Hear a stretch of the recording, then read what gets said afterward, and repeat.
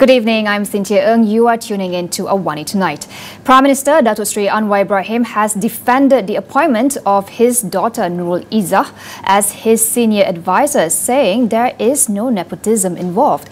Instead, he opined that nepotism is where a family member is given a position to abuse power, enrich themselves and obtain contracts. But that was not the case with Nurul Izzah's appointment. He said her role as his senior economics and finance advisor was to help ensure government projects and tenders were done in an orderly manner. Anwar was quoted telling reporters this after attending the National Sports Awards at Bukit Jalil today. Earlier, the head of Transparency International Malaysia, Muhammad Mohan, questioned Nurul Izzah's appointment, saying the Prime Minister had always spoken up against nepotism and cronyism. As such, the appointment did not look good on him. Although he regarded Nurul Izzah as a person of integrity, Muhammad said that the perception arising from her appointment showed that nepotism was back.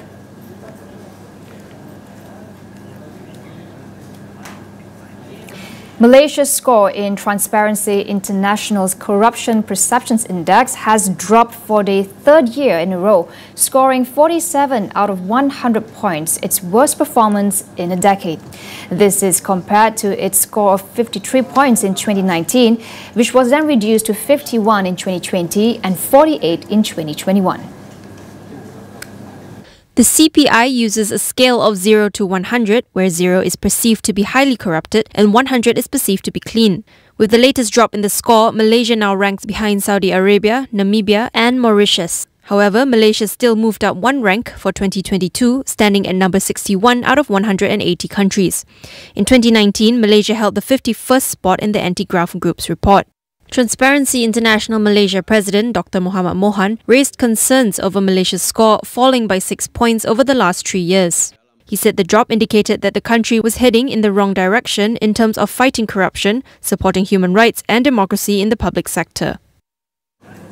A 47-year-old man is suing former Prime Ministers Tun Dr. Mahathir Mohamad and Tan Sri Muhyiddin Yassin for alleged abuse of public office and negligence over the cancellation of the Kuala Lumpur-Singapore High-Speed Rail HSR project.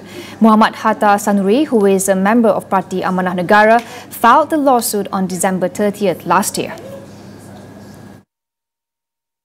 Hatta also named former Economy Minister Datuk Sri Mustafa Muhammad, former Transport Minister Datuk Sri Wee Ka Siong and the government as defendants. He claimed that Tun Mahathir, who was then Prime Minister, committed tort misfeasance in public office when he decided to postpone the HSR project, costing Malaysia almost 46 million ringgit in compensation fees. He added that Muhyiddin committed the same offence for terminating the project when he was PM, causing the Malaysian government and the people to pay 320.3 million ringgit as compensation for the cancellation of the agreement. Mustafa, who was responsible for managing the project, he claimed had committed the offence by shelving the project, while we committed tort misfeasance in public office for denying Malaysians a right to a first-class transport system. Beginning today, tens of thousands of food eateries nationwide will be offering meals at 5 ringgit each for the hardcore poor group. Domestic Trade and Cost of Living Minister Datuk Sri Salahuddin Ayub said that this is part of the Menu Rahmah meal initiative by the ministry. He said the program is currently running as a private initiative, but the ministry can consider providing funds if need be. Currently, some 12,000 premises have already begun offering Menu Rahmah, including those affiliated with the Malaysian Indian Restaurant Owners Association, the Malaysian Muslim Restaurant Owners Association, Malaysia Singapore Coffee Shop Proprietors General Association and Mydin supermarket outlets. Salahuddin said he will try to involve more premises and achieve the target of 15,000 eateries, as he has yet to engage with Chinese food operators. Menu Rahmah is an initiative to serve lunch or dinner sets at the recommended price of 5 ringgit. Each meal includes rice, a choice of proteins such as chicken or fish, a portion of vegetable and a bottle of mineral water. There are nearly 127,000 hardcore poor nationwide. The government plans to form a Malaysian Cyber Security Commission as part of efforts to strengthen cybersecurity in the country. Communications and Digital Minister Fahmi Fadzil says his ministry will cooperate with related agencies such as Cyber Security Malaysia to set up the commission. Fahmi said several amendments affecting agencies under his ministry, including the Personal Data Protection Department, National Film Development Corporation Malaysia, and Malaysian Communications and Multimedia Commission, would be tabled in the next Parliament session. The second session of the 15th Parliament will commence on February 13th and last for 29 days. In a separate matter, Fahmi said the review of 5G network implementation in Malaysia would be completed by the end of March. He added that the process was now in the stages of gathering feedback and meeting all relevant parties. The local government development ministry has come under attack for wanting to learn from Singapore's Housing and Development Board contractors. Are the criticisms justified? Tonight on Consider This, we ask the guests if there are things that we can learn from the HDB model. We will go for a quick break. Stay tuned for more.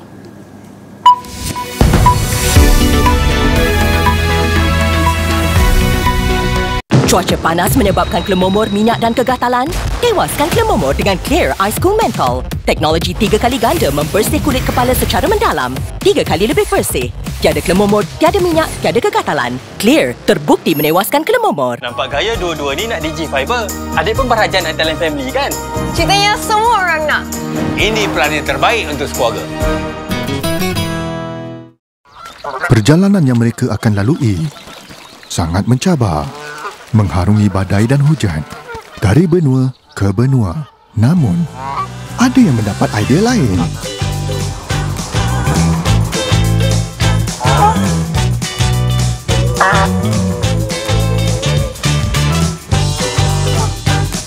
Jika anda perlu terbang, terbanglah dengan lebih bijak.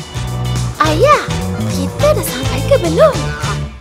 小财神，你还欠一半的学费，现在就结束喽。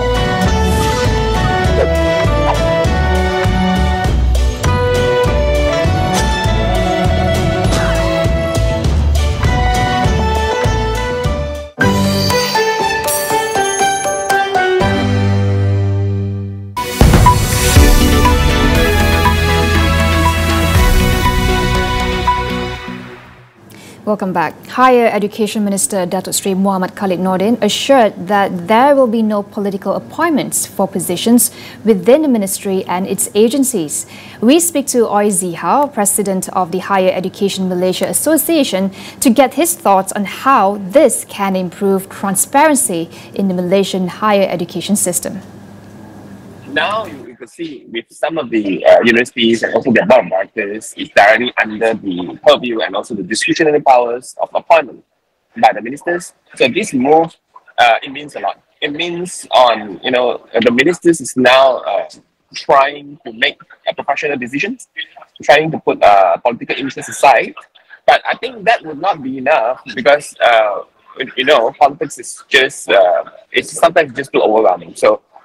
There is a need to have a buffer organizations between the universities as well as the ministers to ensure the minister's power is check and balance. So I think the best way for this is to make sure the National Council of Higher Education, which is now existing but not functioning, is back into its functioning role to ensure they advise the ministers to appoint the best persons to be the vice chancellor of the universities, to be the board directors of the universities.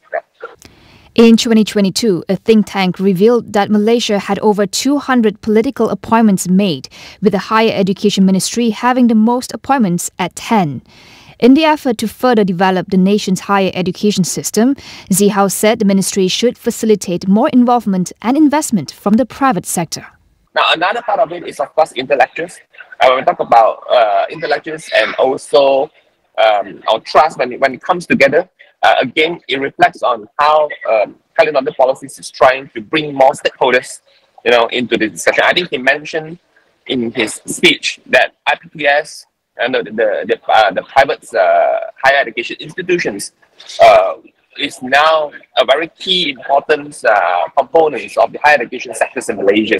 And we can see that, the ministry is trying to bring the private sectors together to redevelop the higher education sectors in Malaysia. So I think this will really, really align to the Mahathir concept when I talk about trust, when I talk about intellectual focus and oriented. The death toll from a suspected suicide bombing on Monday that ripped through a mosque in Peshawar, Pakistan has risen to at least 92, marking one of the deadliest attacks in the country in years. The attack appears to have targeted policemen as the mosque is within a high-security police headquarters, and an investigation is underway into how the bomber got in. Rescuers were still scrambling to retrieve victims buried in the rubble this morning. Officials warn that the death toll is likely to rise in the coming days. The attack has raised fears of fresh violence amid a deteriorating security situation in the country. A commander of the Pakistani Taliban initially claimed responsibility for the attack, but the group later denied involvement. The Pakistan Taliban, a group separate to Afghanistan's Taliban government, ended a ceasefire in November, and violence has been on the rise in the country since.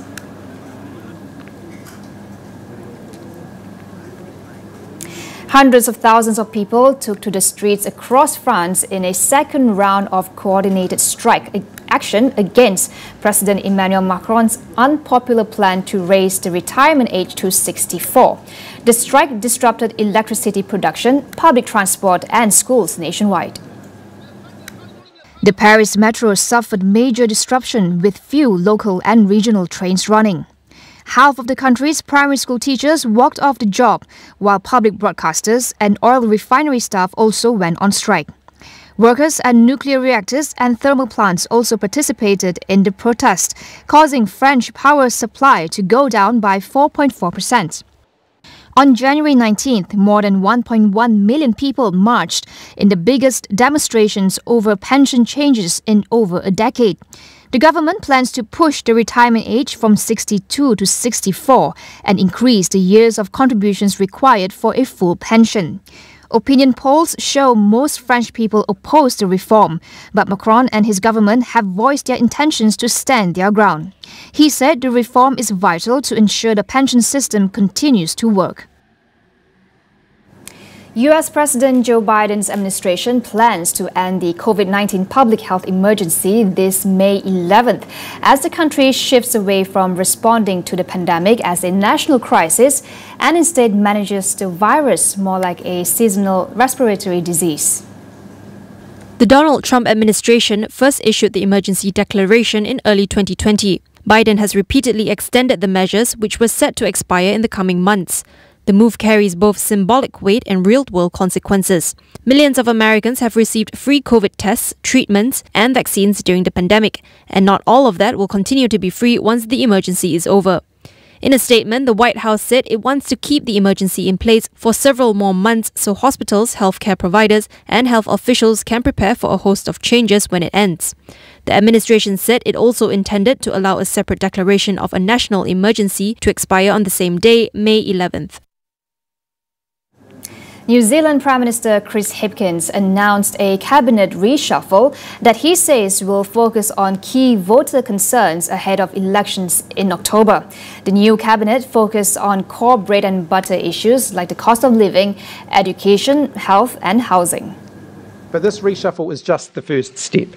Over the coming days and weeks, you'll see us put our words into action with policies to support New Zealanders by reprioritising existing programs so that we can free up resources to help with issues such as the cost of living. The new faces on Labour's front bench are Jan Tinniti for Education Minister, Kiri Allan as Justice Minister, and Michael Wood for the new ministerial role focused on the city of Auckland.